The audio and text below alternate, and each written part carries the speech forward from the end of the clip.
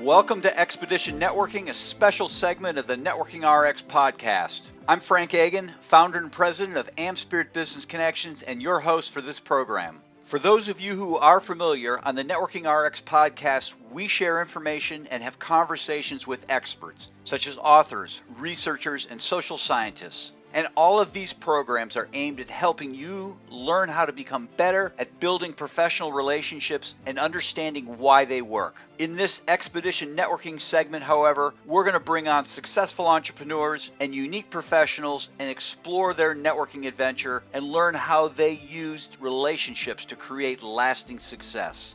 Today on Expedition Networking, we have David Braughler. He is the CEO of Braughler Books, and that's a hybrid publishing company headquartered in Dayton, Ohio.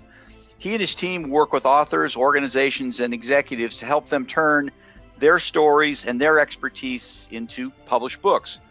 Over the last 11 years, he's collaborated with more than 500 authors on nearly 400 titles on topics ranging from self-help and memoirs to business and children's books.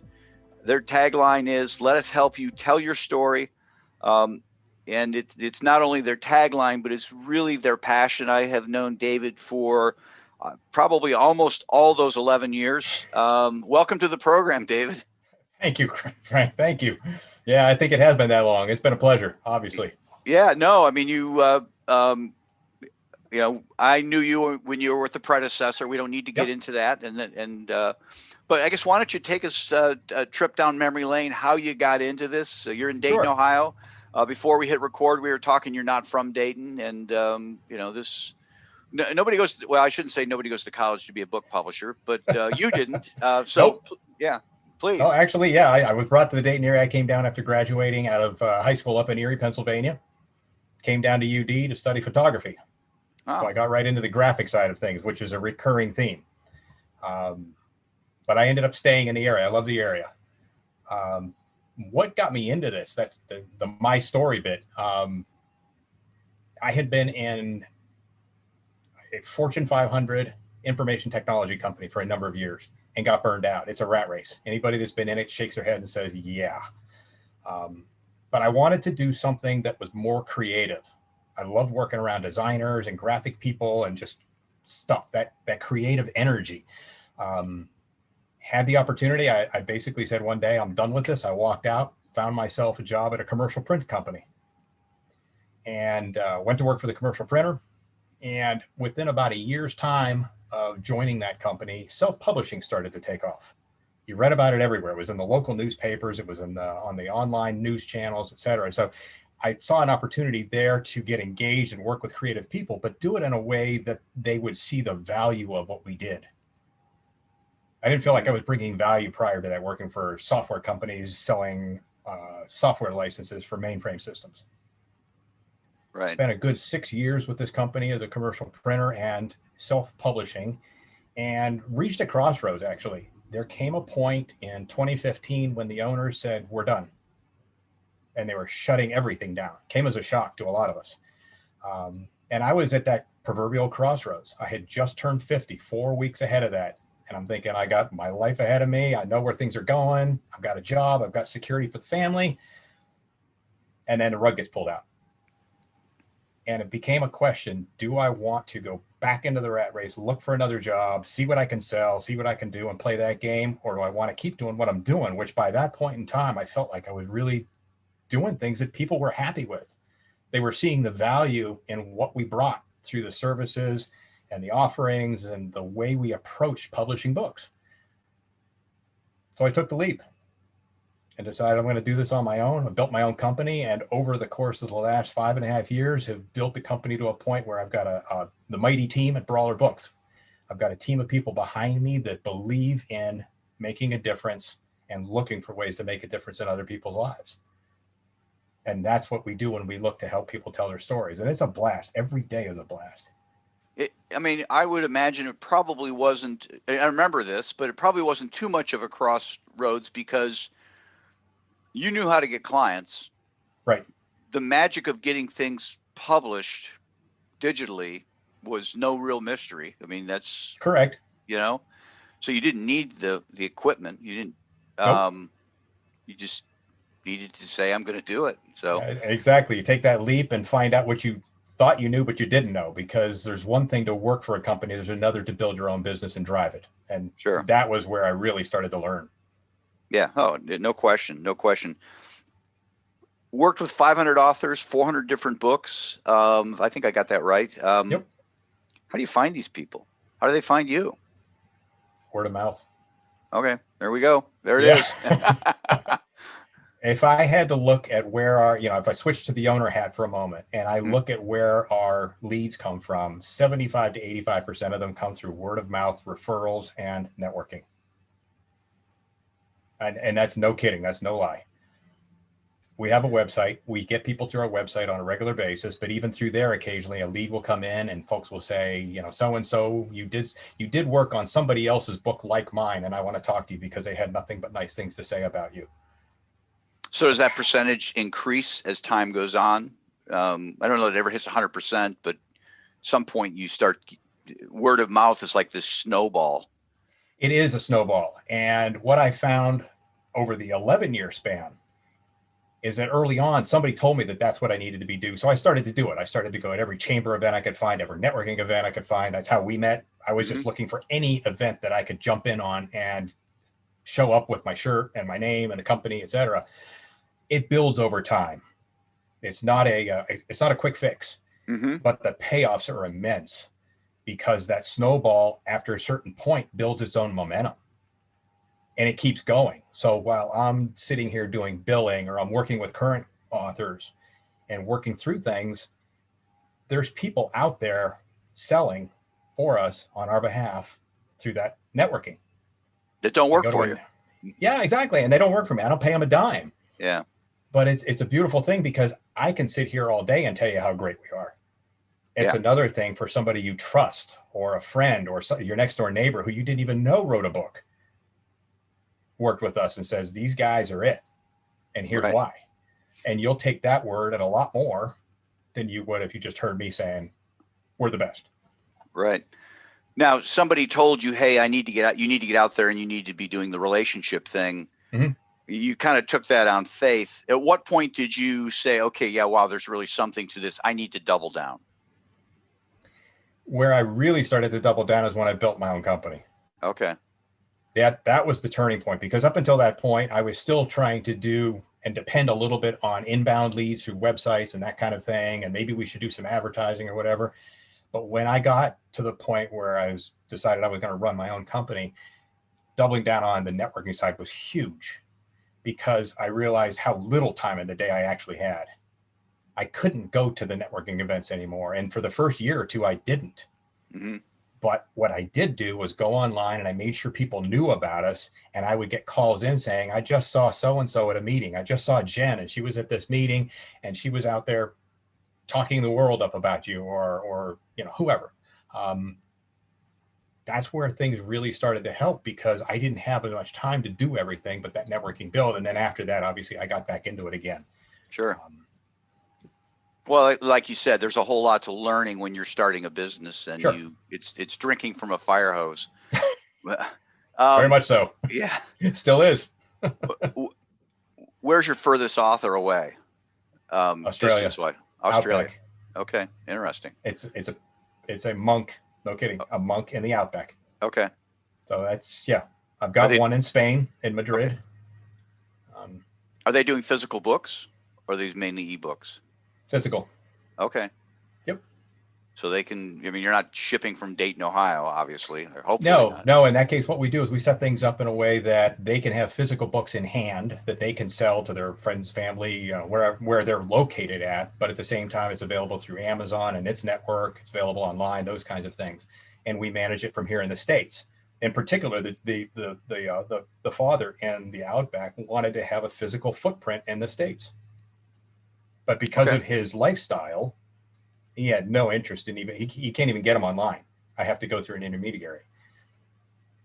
But he has that advantage. He has an advocate out there, Braughler Books, pitching for him, making sure his book's available, managing all of that for him so that his message, his story can get out there and reach people without him having to lift a finger. And we're just honored to be that channel for him. Interesting. That's impressive. I mean, the world is small. It's Yeah. getting smaller and smaller. Yes. It's absolutely getting smaller and smaller. Two-sided question here. Two questions. Traveling back in time, you're that young high school punk. What advice would you give yourself?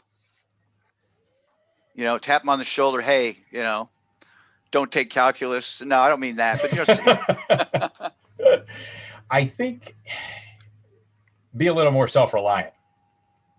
right. Right. And that was probably one of the biggest things is I was waiting for somebody to hand me something, Right. hand me a job, give me something, take care of me, do those kinds of things. And if I had it all to do over again from that point forward, I would have believed in myself more, taken a little more risk, and continued on the path I was on. Right. My very first job was a self-employment job. I hired myself from the start. Right. I should have continued with it a lot longer instead of switching back and forth between corporate life and my own. I'd be in a different place right now. Well, I think a part of that is just a product of the times. Mm-hmm. College is really set up to get a job. That's what it's for. Yep. Everything there is geared. Hey, take this major. There's lots of people hiring, right? That's sure. People aren't saying in college, hey, we're getting you set up to have your own business. There's some of that now, more of that now. Entrepreneurial incubators and so forth.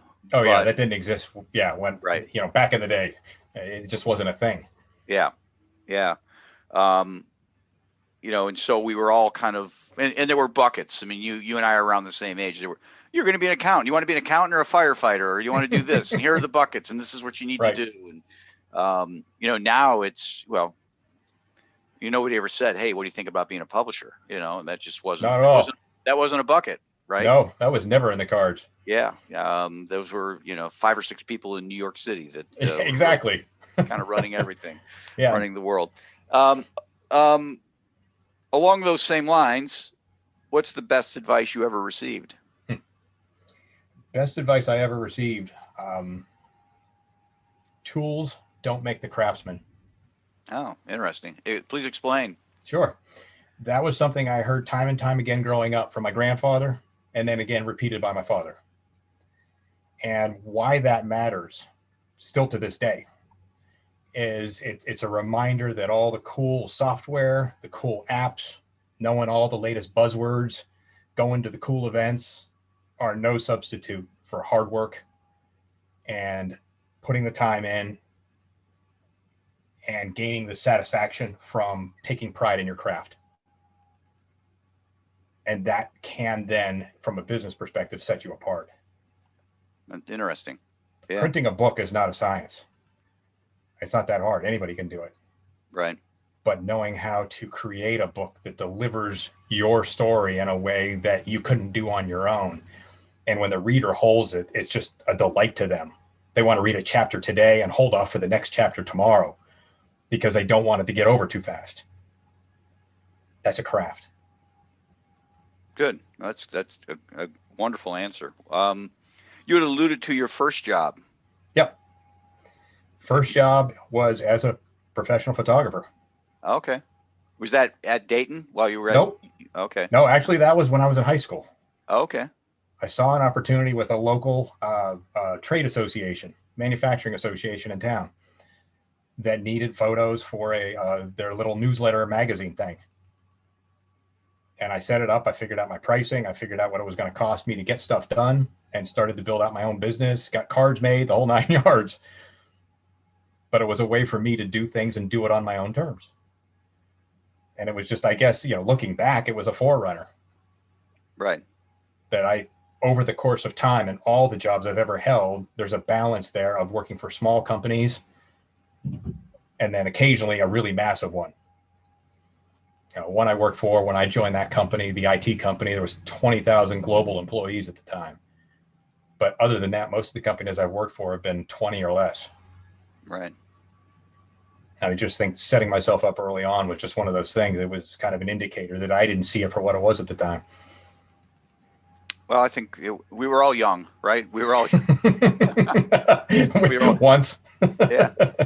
So do you still have some of those business cards, or at least one of those Yeah. business cards? Oh, absolutely. Awesome. Yeah. Good. Somewhere here I have a collection of all my business cards as I well. try to keep them. Yeah. And that's what happened one day. I went and found, I'm like, whoa. So I worked for myself from day one and didn't realize it. Yeah. That's funny. Come full circle. Yeah. When you're having a bad day, what do you do? What do you do to make yourself feel better? That's a good question. What I used to do was something for myself. Treat myself, some kind of guilty pleasure, whatever it was, right? Right. Yeah. What I found is it just wasn't doing it anymore. Yeah. What I do now is to do something for somebody else. And it may sound a little corny, but that is what gets me out of the rut. Whether it's just going out and buying flowers for my wife randomly, not trying to get myself out of trouble or anything, but just buying her some flowers just because, doing something for my boys or somebody on the team or an author, that changes things. I don't know how to explain it, but it just makes me feel better than I could if I went out and bought myself something. It's just not the same feeling. Oh, I get it. I totally get it. In fact, there's a study out there where they gave people, the two groups, some groups got $5 to spend on themselves, and the other got $5 to spend on somebody else. Okay. And they found that people with the $5 to spend on themselves, the euphoria wore off real quick. But the $5 to spend on somebody else, yep, just was lasting. You just couldn't get enough of it. Yeah, that makes sense. Yeah, that's interesting. Yeah, it's maybe I'm not all cracked. No, I think you're. Yeah, I was on a webinar earlier today, and we were talking about, as humans, we're born to be generous, and then life kind of corrupts us, and we just need to we need to come back to that. It sounds like you've just kind of come back to that. Yeah. And I try to be much the same way, that, what can I do for somebody else? And you're fantastic with it. You really are, Frank. I try. People you've helped over the years, and you continue to help without thinking twice about it. Whether there's never gain in it for you. It's obvious, but you do it so much. It's just inherent in who you are. Yeah. So yeah. Well, I believe in karma, so there is a gain, right? That doesn't hurt. Yeah, I can't point to it. That's all right. Yeah. But that's something we learned from business too, is that we help people, whether they work with us or not. If I'm on the phone with somebody and we talk through things and I reach the end of the call and say, you know what, I appreciate everything you've given me, but I just don't think you're right for us, I don't hang up. It's okay. Yeah. We've had companies come to us after calls like that and say, so-and-so told me about you and recommended you. And I go back and look through my notes and I'm like, but they didn't even like us. But they respected us. It's powerful, isn't it? Yeah. Yeah. Powerful. All right, let's shift gears. This is going to be the hard part of the program for you. Okay. I want to talk about what's a good opportunity for you. I know, and I know you. I know it's hard for you to really you're not a self promoter, and I really appreciate that and I'm not asking about that, but just what are some good referrals? Who are you looking to try and meet? Introductions you're looking for that would be helpful. If the audience can help you, they will. Okay. From my perspective, it comes down to knowing a little bit about us, so that when that conversation comes up and you find out that your next door neighbor or somebody that you just encountered in a meeting and they say, and the question goes around the room, what should somebody know about you that they don't already know? And they say, oh, I'm writing a book, or I want to publish a book, that our name comes up. I just want to be in that mind frame kind of discussion. I would guess that when you walk into any given room of 10 people, 6 or 7 of them in there either have written a book or know somebody that's writing a book. And I would just like to see Braughler Books included in on that discussion as a credible, responsible company that will take care of you, whether you work with them or not. Ideally, obviously, to build this business and continue growing it, we want to work with them as much as we can. But there are people out there, when you walk into a room sometime, even if you don't know they're publishing a book or have thought about it, but you look at them and you go, she's got a story to tell. I wonder if she's ever shared it with anybody. Because when you walk up to somebody and you say, that was wonderful, you need to share that with other people because it impacted me. Imagine the impact you're having on that person at that time, right? Yeah. You're making them feel really good about themselves and that they matter, their story matters. Knowing that there's an opportunity to work with a company like ours that will help them take it to that next level and get it out there in a way that respects their story, but makes it available for anybody that wants to read it. Yeah. Those are the kind of people we look for. I think there's going to be more and more of that, David, to be perfectly honest, because it's kind of like who ran the 4-minute mile? Not Jim Ryan. Oh, Roger Bannister. Yeah. I was thinking too. Yeah. When he broke the 4-minute mile, then everybody did. But up Sure. until then, nobody was doing it. And it's kind of the same thing with writing a book. Now, if you're a president, you can write a book because you have these New York publishers that are going to take you on. Now, more and more people are realizing that, you know what, I can write a book. I can pull together 100 pages. I don't need to put together 500 pages, but I can pull together 100 pages of real value that, isn't going to sell 1 million copies necessarily. And I tell people that don't worry about selling 1 million copies. Don't worry about changing the world. Worry about changing somebody's world. Exactly. You're absolutely right. Yeah. And we're fortunate. We've had a number of authors who have done that. And I got to tell you, one of the cool things that we've discovered over the last couple of years, and we're finding a little bit of a really unique market with some of the things we're doing, is we are working with young authors. And we have been really fortunate through word of mouth and networking to come across some tremendously talented high school aged young authors. And there's no way that we could have reached that young author through anything other than networking. Right? I can't go around to the high schools. I can't hang out in parking lots. None of that turns out well. Right. Right? Yeah. Not at your age. No. No, not with all this gray hair. Yeah. But that's where things like networking can make a difference and give us an opportunity to help these people. Because one of the things that ties back to our kind of values as a company is helping make that difference. We've worked with some young authors, and I think that we probably have changed part of their lives because they published a book and they're super proud of it and did well with it. We worked on one last year. She probably sold 800 copies in about 1.5 years' time. That's good. And she was in high school. Yeah. So it's stuff like that that just gives us a thrill when we work with it. It's a blast working on that kind of stuff. What's the best way to get a hold of you? We'll put this in the show notes. Your email? Best way is email above all else. Yeah, and you can put that in the notes. They can always call us. Our main number is 937-58-BOOKS. Oh, there you go. Okay. Well, I appreciate you coming on and sharing with us today. Absolutely, Frank. The pleasure was all mine. I appreciate it. And thanks for all you've done for us. To wrap things up, remember, we're looking for some enterprising business types to join our team as franchisees of AmSpirit Business Connections. Our franchisees work with entrepreneurs, sales representatives, and professionals in their area to help them become more successful through networking and the exchange of quality business referrals in a structured weekly morning meeting.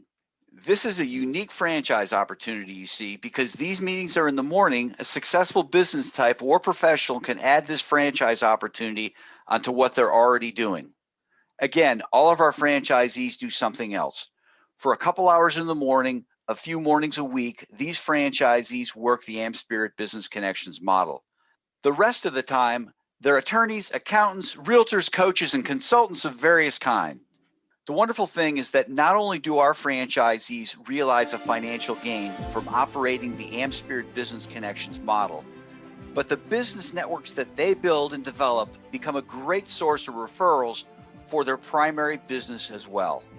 Perhaps you know someone, perhaps you are that someone. Whatever the case, to learn more about the AmSpirit Business Connections franchise opportunity, please contact me using the email in the show notes or the one we provide at the end of this program. Thanks for joining us on the Networking RX podcast. Please put what you've learned into action today and let us know if you have questions, comments, or ideas for future topics. You can email them to us at podcast@amspirit.com. That's AmSpirit.com. Finally, so you never miss an episode, be sure to subscribe to the Networking RX podcast through iTunes, Overcast, or however you receive your podcasts. Now get out and network with someone. The Networking RX podcast is the copyright production of AmSpirit Business Connection. All rights reserved.